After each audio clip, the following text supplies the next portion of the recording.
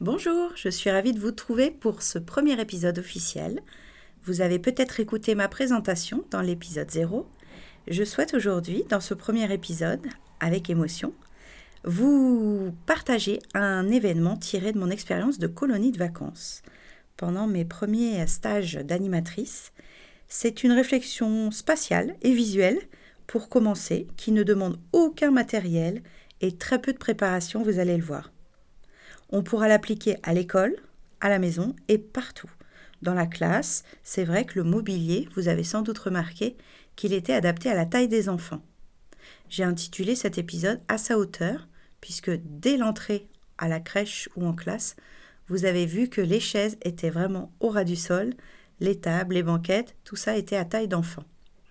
Ça leur permet à la fois de se sentir à l'aise physiquement, mais ça a aussi une grande représentation sur la participation de notre part à leur petit monde d'enfant. Pour l'enfant, il faut quand même admettre que l'adulte est un géant.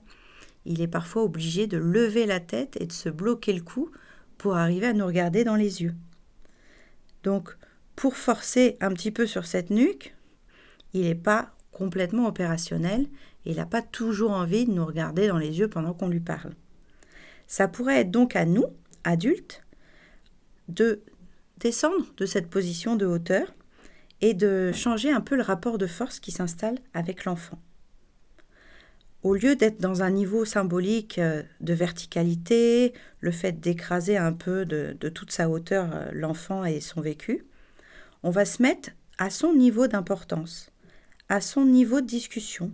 Ça va permettre la négociation avec lui, ça va permettre vraiment une confidentialité de regard à regard. Se mettre à sa hauteur, c'est créer de l'horizontalité. Vous vous souvenez peut-être que pendant les matchs de foot, tous les joueurs se touchent les épaules et se mettent à la même hauteur pour synchroniser leurs énergies, pour se motiver, pour se coacher en fait entre eux pour que les effets du match soient au meilleur possible. Je vous propose de renouveler cette petite expérience de l'intérieur avec votre enfant ou vos élèves et de vous mettre réellement à sa hauteur. La stature est un petit peu plus sensible aussi si ce sont avec des personnes que vous ne connaissez pas. Vous avez parfois l'impression que quand quelqu'un vous regarde de haut, à une réunion dans l'entreprise ou une réunion dans une association, ça met tout de suite de la distance. Alors que si la personne vient dans le même groupe que vous, en face de vous, met sa chaise devant vous, sans estrade, sans notion de conférence, vous vous sentez immédiatement plus à l'aise avec cette personne qui, pourtant, hiérarchiquement, serait au-dessus de vous. Je vous propose d'installer ça avec les enfants.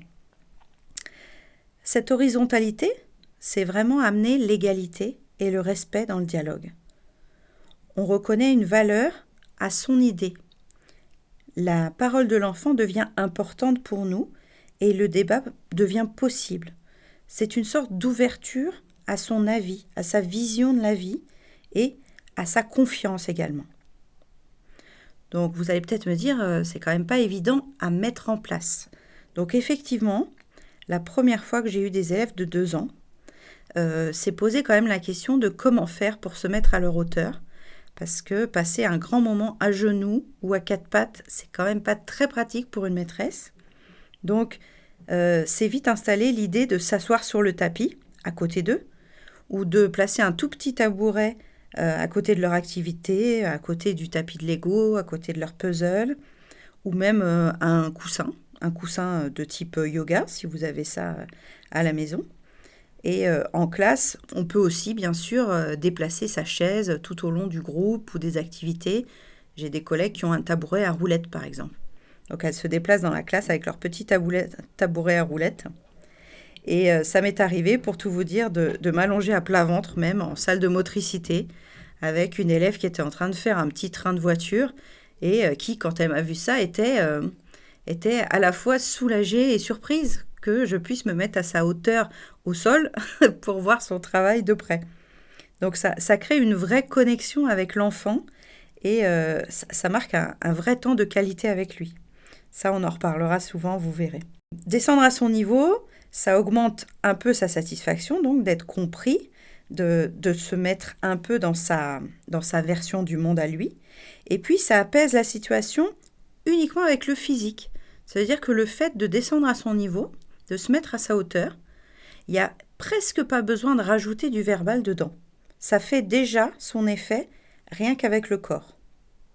Si vous avez déjà accompagné votre enfant à la crèche ou à l'école maternelle, c'est peut-être quelque chose que vous avez observé, que l'adulte se met à la hauteur de l'enfant pour lui dire bonjour, pour lui parler de sa coiffure ou de ses vêtements, pour lui proposer un badge ou une étiquette avec son prénom. Donc tous ces petits rituels sont faits pour créer le lien avec l'enfant et l'accueillir dans sa différence, dans sa taille à lui, et l'inviter à se prendre en confiance avec un monde qui, par premier abord, est quand même un petit peu hostile à l'enfant. Cette action de se mettre à sa hauteur de l'enfant, on en reparlera pas mal quand on évoquera une des méthodes que j'ai mis en place avec mon dispositif de moins de 3 ans, qui est d'installer avec l'enfant un vrai temps de qualité. Donc on y reviendra régulièrement. Je vous propose, à partir de cette première idée, de passer à la pratique. Parce que comme beaucoup d'auteurs vous diront dans leurs livres, on a souvent beaucoup lu et beaucoup d'idées, beaucoup de théories, mais du moment qu'on ne passe pas à la pratique réellement, toutes ces idées, elles font une sorte de dossier qui prend la poussière dans notre tête. Et donc, je vous invite vraiment à passer à la pratique et à essayer à la prochaine crise de votre enfant, à la prochaine expression de colère, à la prochaine difficulté, de respirer un bon coup et de descendre à la hauteur de votre enfant. J'ai un auteur que j'aime bien suivre qui s'appelle Christophe André, qui dit que l'idée du vélo est sympathique, mais que c'est surtout la pratique du vélo qui est bénéfique à la santé. Vous voyez un petit peu où je veux en venir, j'imagine. En tout cas, je vous remercie pour votre écoute, pour ce premier épisode. Si ça vous a plu, je vous invite à le partager avec quelqu'un de votre entourage, à le noter sur votre plateforme d'écoute. Et je vous dis à très bientôt. On avance ensemble, ne vous inquiétez pas, ce sera progressif vers un monde plus zen. À bientôt!